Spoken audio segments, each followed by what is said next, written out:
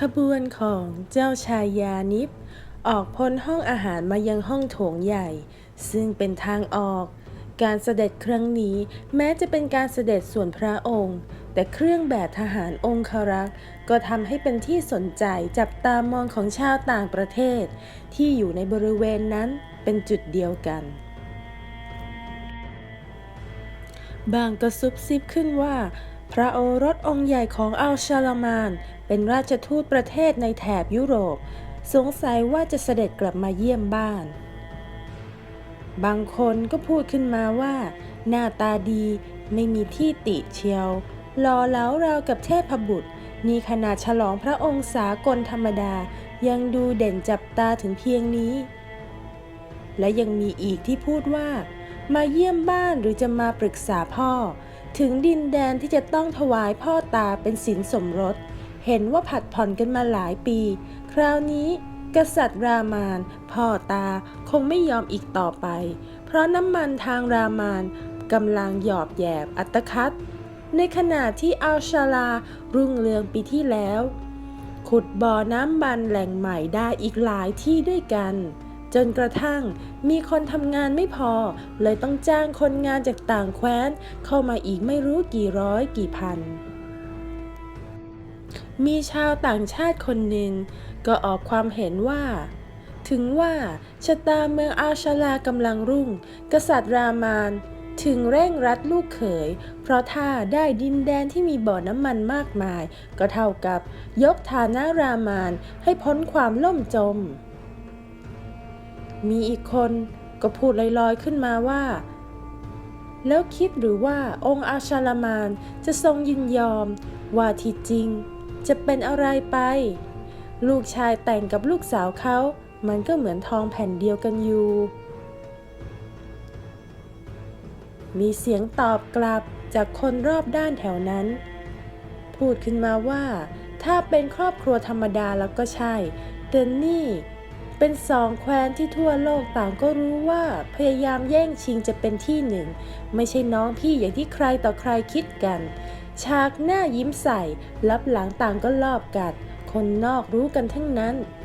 กลุ่มชาวต่างชาติที่ยืนอยู่ใกล้เคียงวิจารณ์กันสนุกปากขณะที่เจ้าชายยานิดทรงหยุดทักทายผู้คุ้นเคยโดยไม่รู้พระองค์ว่าทรงตกเป็นหัวข้อแห่งการสนทนายูริอับดุลลายืนอยู่กับจอห์นก็จริงแต่เขาได้ยินถ้อยคำเหล่านั้นอย่างละเอียดเขตเช่าเป็นดินแดนเสรีเชกเช่นบ้านเมืองในแถบตะวันตกทุกคนมีสิทธิเสรีภาพในการกระทำซึ่งอยู่ใต้ขอบเขตสากลนิยมโดยไม่ขึ้นกับกฎหมายของอัลชาลาดังนั้นการพูดจาจึงเป็นไปอย่างเปิดเผยไม่กลัวเกรงภัยใดๆทั้งสิ้นเฮ้ย จริงอย่างที่พวกเขาพูดหรืออับดุลจอห์นกระซิบถามเพราะถึงอย่างไรเขาก็ถวายการรับใช้แด่องค์อัลชาลามานจึงเกิดความเจ็บร้อนแทนไม่มากก็น้อยขณะเดียวกันจอห์นก็มองเจ้าชายยานิฟด้วยความเห็นใจผมเห็นพระองค์ตั้งแต่ยังเป็นหนุ่มน้อยชาวอัลชาลาภูมิใจในราชทายาทพระองค์นี้มากแต่ก็น่าเสียดายเพราะแทนที่จะได้อยู่ปกครองแคว้นกลับถูกส่งออกไปทำงานเสียไกลลิบเพราะแคว้นรามานต้องการลิดรอนสิทธิ์ของอัลชาลาเพื่อให้ง่ายแก่การควบคุมโดยใช้เจ้าชายเป็นหมากถ้าอัลชาลาไม่ยินยอมหมากตัวนี้จะเดินบนกระดานอีกไม่ได้โอ้มันโหดเหี้ยมจริงๆคุณก็น่าจะรู้ดีว่าเพื่อผลประโยชน์แล้วไม่มีคำว่ายุติธรรมทุกแห่งในโลกก็เป็นเช่นนี้ทั้งนั้นชายหนุ่มพยักหน้าให้จอห์นนั่นไงพวกเขามากันแล้วอีไลซ่าเปลี่ยนเครื่องแต่งกายจากชุดขี่ม้าแต่อายุรายังอยู่ในชุดเดิมหากล้างหน้าสะอาดสดใสเส้นผมก็ปล่อยสยายยาวก่อนไปรวบตึงขมวดเป็นมวยต่ำทำให้เห็นใบหน้าเรียวชัดเจนยิ่งขึ้นรอนานไหมคะอีไลซ่าถามแต่ไม่ได้รอฟังคำตอบกลับบ่นต่อไปว่าเฮ้ท ทำไมวันนี้คนแย่จังเจ้าชายยังไม่เสด็จกลับนะจอห์นตอบยิ้มเขาอารมณ์ดีขึ้นเมื่อได้กลิ่นไอความเย็นในห้องโถงใหญ่ด้านในถึงกับหันมาโอบไหล่อีไลซ่าเมื่อหลอดเดินเข้ามาใกล้คุณดูสิเราว่าพระเอกของเราหล่อที่สุดแล้วนะแต่ลองหันไปดูเจ้าชายองค์นั้นบ้างขนาดผมเป็นผู้ชายด้วยกันแท้ๆยังอดอิจฉาไม่ได้เลยก็คนน่ะเอาแต่กินนี่นาจอห์นอีไลซ่าหัวเราะหล่อนเบียดตัวเข้าใกล้จอห์นแล้วตบพุงเขาเบาๆเป็นการสัพยอกอยู่ไหนล่ะคะเจ้าชายของคุณน่ะนั่นไงที่คนรุมกันตรงหน้าประตูห้องอาหารน่ะคงเป็นพวกนักข่าวที่รู้แก้วมาดักสัมภาษณ์พรินซ์ยานิฟเพราะไม่ได้เสด็จกลับมานานแล้วตั้งแต่เสด็จออกไปเป็นทูตยูริอับดุลลาสังเกตเห็นใบหน้าอัยราซีดลงแล้วก็กลับแดงขึ้นอย่างกระทันหันชายหนุ่มขมวดคิ้วเมื่อหล่อนเดินแยกออกมาจากกลุ่มนั่นจะไปไหนเขาถามห้วนรั้งข้อศอกหล่อนไว้อย่างฉุนเฉียวเธอคิดว่าเธอกำลังจะทำอะไรฉันจะไปเฝ้าเจ้าชายอัยราพยายามสะบัดแขนหากเขาจับไว้มั่นเฝ้าทำไมเพื่ออะไรก็หล่อนอึกอักอยู่ครู่หนึ่งก็เรารู้จักกันทำไมจะไปเฝ้าไม่ได้เหตุผลเพียงเท่านี้เองเหรอเขาถอดแว่นตาออกช้าๆใบหน้าและดวงตาเฉยเมยเย็นชายูริอับดุลลาเปลี่ยนคำพูดเป็นภาษาไทยชัดเจนเธอควรรู้ว่าวันไม่เหมาะสมที่นี่เป็นที่สาธารณะคนคอยจับผิดมีอยู่มากมายยิ่งพวกนักข่าวคอยตามเก็บภาพพิเศษสำหรับลงหน้าหนึ่งถ้ามีเธอซึ่งเป็นสาวสวยและเจ้าชายยานิฟซึ่งเสกสมรสแล้วพบปะกันในเขตเช่ามันอาจจะออกมาเป็นข่าวที่ไม่ค่อยดีคนเราบริสุทธิ์ใจเสียอย่างอัยรายังคงดื้อรั้นจ้องมองเขาอย่างเกรี้ยวกราดพบกันในที่ลับตาก็ไม่ดีพบกันแบบเปิดเผยมีคนรู้เห็นก็ไม่ดีอีกอะไรก็ไม่ดีไปเสียหมดทุกสิ่งทุกอย่างใจคอคุณจะคอยค้านฉันไปเสียทุกเรื่องเชียวหรือถ้าเธอต้องการแปลความปรารถนาดีของฉันเป็นอย่างอื่นก็ตามใจเขาถอยหลังออกไปก้าวหนึ่งเพื่อไม่ให้ขวางทางเชิญสิอัยรานิ่งอึ้งเขาเปิดโอกาสให้แล้วแต่หล่อนเองกลับเป็นฝ่ายหยุดชะงักหล่อนมองเห็นเจ้าชายยานิฟอยู่ในกลุ่มของนักข่าวต่างประเทศทรงแย้มผ้าสลวนรับสั่งตอบคำถามที่ประดางประเดกันเข้ามายังไม่รู้สึกรำคาญพระทัยแม้แต่น้อยอัยราเฝ้ามองพระองค์อย่างลืมตัวเวลาที่ผ่านไปทำให้เจ้าชายยานิฟทรงเจริญพระชนสาเป็นหนุ่มใหญ่ภาคภูมิทรงงดงามเสียจนกระทั่งอัยราเกือบจะลืมหายใจทำไมไม่ไปล่ะเสียงเบาแต่กระแทกกระทันเธอมองเสียจนจะกลืนเจ้าชายเอาไว้อยู่แล้วรู้ตัวบ้างไหมอัยราไม่สนใจคำพูดประชดประชันของเขาหล่อนคิดถึงเจ้าชายยานิฟและท่านก็มาปรากฏพระองค์อยู่เบื้องหน้าราวกับทรงล่วงรู้ถึงหัวใจที่เรียกร้องของหล่อนเพียงเท่านี้อัยราก็ปลาบปลื้มมากพออยู่แล้วฉันเปลี่ยนใจแล้วไว้แล้วฉันจะเข้าเฝ้าวันหลังก็ได้จะทนได้เหรอหล่อนไม่ตอบเพราะนึกได้ว่ายังมีจอห์นและอีไลซ่ายืนรออยู่ในที่นั่นด้วยหล่อนโกรธที่ยูริอับดุลลาทำตัวประหนึ่งคนชอบขัดคอแต่ครั้นไตร่ตรองแล้วก็ต้องยอมรับว่าสิ่งที่เขาพูดมีส่วนถูกเพราะหากหล่อนทลาเข้าไปหาเจ้าชายยานิฟรังแต่จะเป็นเป้าสายตาแก่คนส่วนมาก แล้วยังอาจทำความเสื่อมเสียให้เจ้าชายเพราะความรู้เท่าไม่ถึงการก็อาจเป็นได้อายุรารู้จักเจ้าชายองค์นั้นหรืออีไลซาเดินเข้ามาถามเธอทำท่าเหมือนรู้จักท่านอย่างนั้นแหละแน่ทรงหันพระพักตร์มาทางนี้แล้วโอ้ gosh คนอะไรทำไมงามอย่างนี้อายุรามีความรู้สึกคล้ายโลกหยุดหมุนโลกที่ปั่นเป็นลูกข่างตั้งแต่วินาทีแรกที่ได้เห็นพระพักตร์กลับหยุดนิ่งสนิทเมื่อประสานตากับดวงพระเนตรที่เป็นสีเขียวเข้มอ่อนหวานอายุราเองเพคะ องค์ชายหล่อนกระซิบเรียกในใจทรงขมวดพระโขนงเล็กน้อยก่อนจะคลี่คลายออกพร้อมกับมีพระโอษฐ์เพเยอขึ้นคล้ายจะทรงร้องเรียกอายุราสถานที่นั้นแม้จะคลาคล่ำไปด้วยผู้คนและเสียงทรงพระสรวนเสเฮฮาแต่สำหรับอายุราและเจ้าชายยานิบแล้วทั้งสองกลับไม่มีคำนึงถึงผู้ใดวันและเวลาที่ห่างเหินเปรียบเสมือนแรงผลักดันความปิติยินดีให้ท่วมท้นขึ้นมาเกินกว่าที่จะระงับได้อายุราลืมนึกถึงความควรและไม่ควรใดๆทั้งสิ้นส่วนเจ้าชายยานิบก็ทรงทราบแต่เพียงว่าหญิงสาวผู้นี้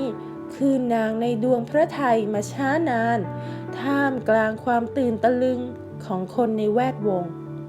อายุราพละออกจากกลุ่มของหล่อนครั้งแรกที่จอห์นเอ่ยขึ้นถึงพรินซ์ยานิบ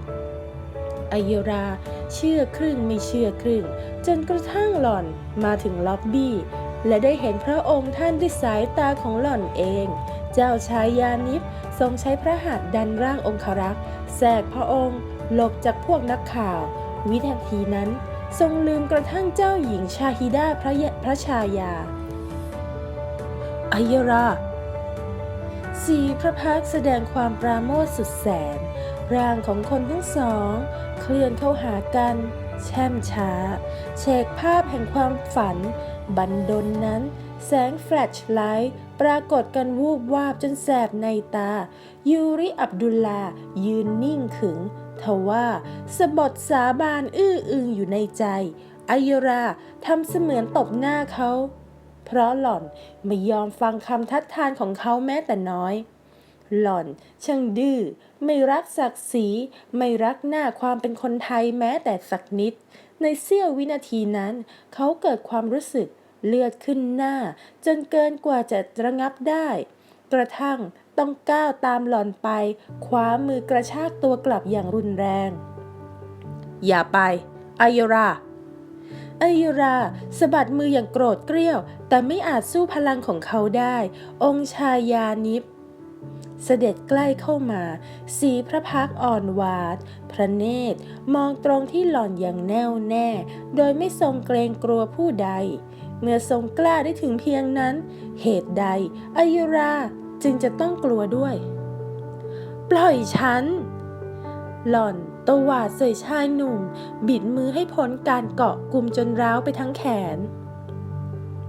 องค์ชายเจ้าชายยานิบเสด็จมาประทับเบื้องหน้าทอดพระเนตรอายุราราวกับจะกลืนไว้ในพระทัยดีใจจริงที่ได้พบเธออายุราเพคะหล่อนหลบสายพระเนตรใบหน้าแดงเปล่งปลั่งพร้อมกับย่อตัวถวายความเคารพเมื่อนึกขึ้นได้ทันใดนั้นเหตุการณ์ที่ไม่คาดฝันได้บังเกิดขึ้นเหนือความคาดหมายของทุกคนเพราะเจ้าชายยานิบทรงยกพระหัตถ์ขึ้นกุมพระอุระพระพักตร์งดงามบ่งบอกถึงความสุขเปลี่ยนแปลเป็นปวดร้าวสุดแสนทรงงอพระวรกายลงขณะที่พระโลหิตไหลหลั่งออกมาตามนิ้วพระหัตถ์ทำให้ทุกคน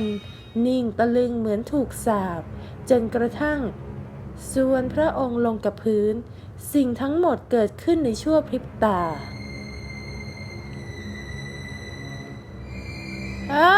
ทรงถูกปืนเก็บเสียง รคนหนึ่งตะโกนก้องขึ้นตามด้วยเสียงกรีดร้องด้วยความตกอกตกใจทุกคนม็อบหน่วยองครักษ์วิ่งวุ่นสกัดประตูทุกจุดคนที่อยู่ในล็อบบี้หมอบราบลงกับพื้นทว่าอัยรายืนตัวแข็งหล่อนตกใจจนแทบเสียสติองค์ชาย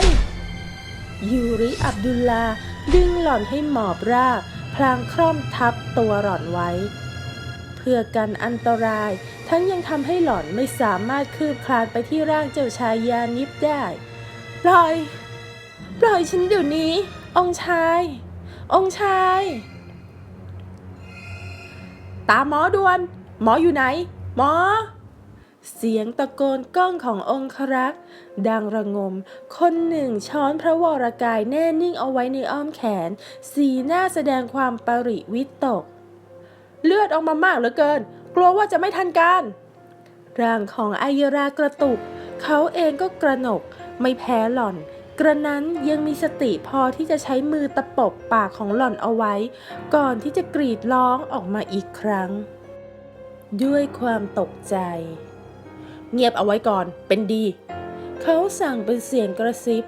ยามหน้าสิวหน้าขวานเช่นนี้ไม่บังควรทำตัวให้เป็นจุดเด่นชายหนุ่มเอี้ยวศีรษะมองหากัปตันจอห์นและอีไลซ่า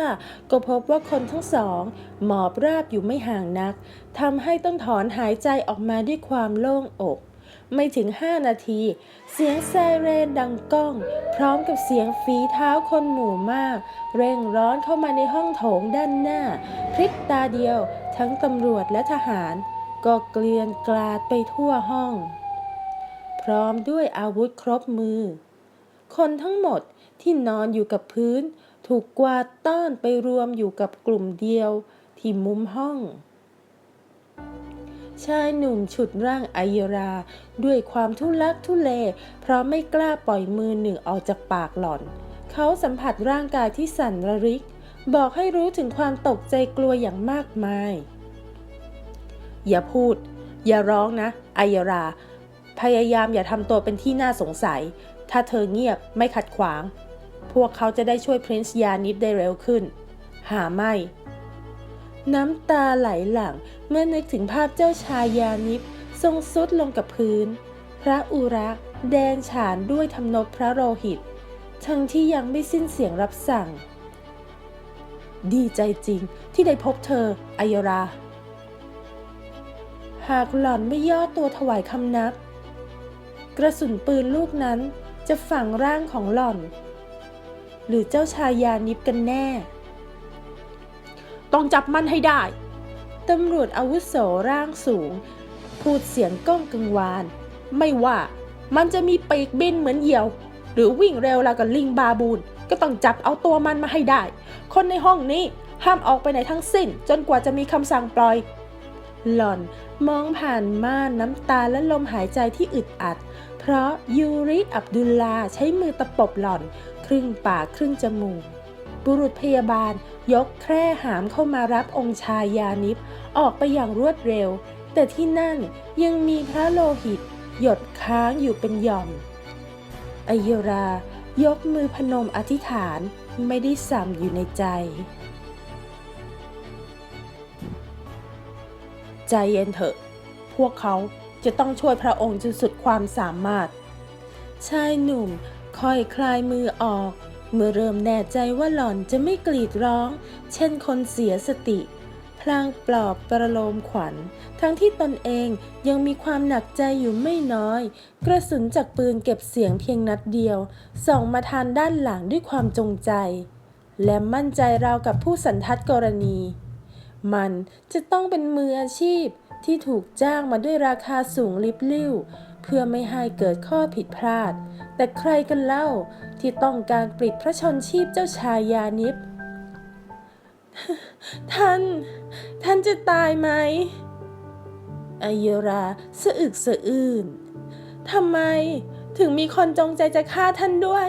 พรินซ์ยานิบไม่เคยทำอะไรให้ใครเลย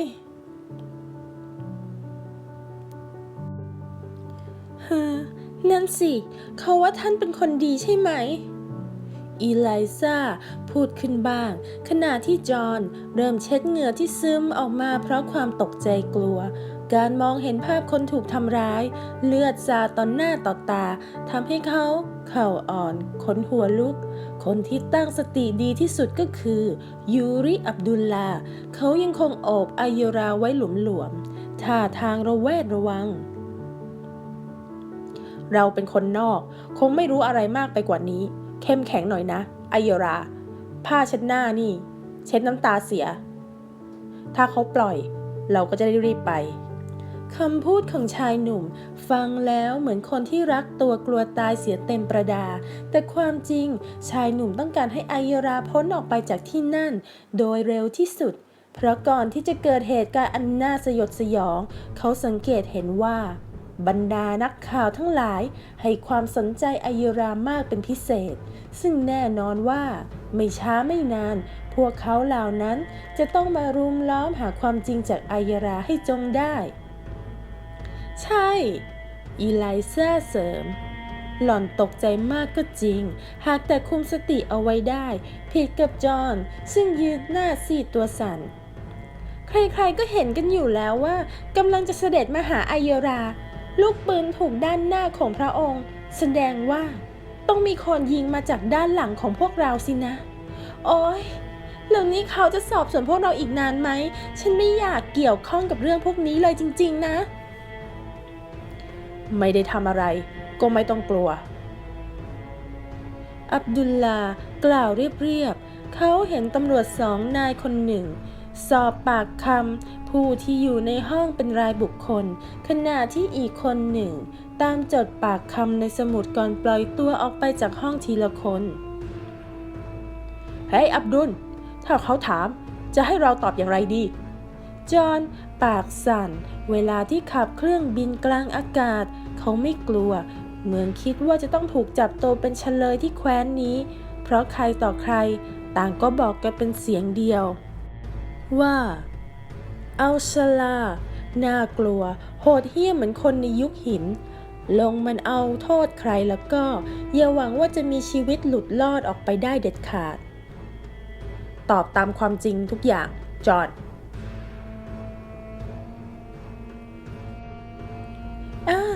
แล้วถ้าเขาถามอายราล่ะคะเจ้าชายองค์นั้นกำลังจะเดินมาหาอายราไม่ใช่หรือ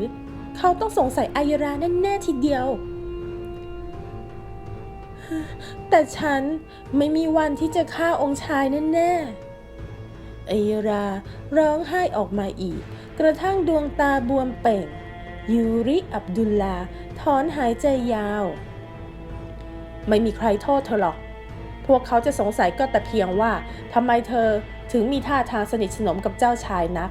ก็บอกแล้วว่าให้คุมสติเอาไว้หน่อยเขาอยากว่าหล่อนให้มากกว่านั้นแต่ก็ต้องสงบใจ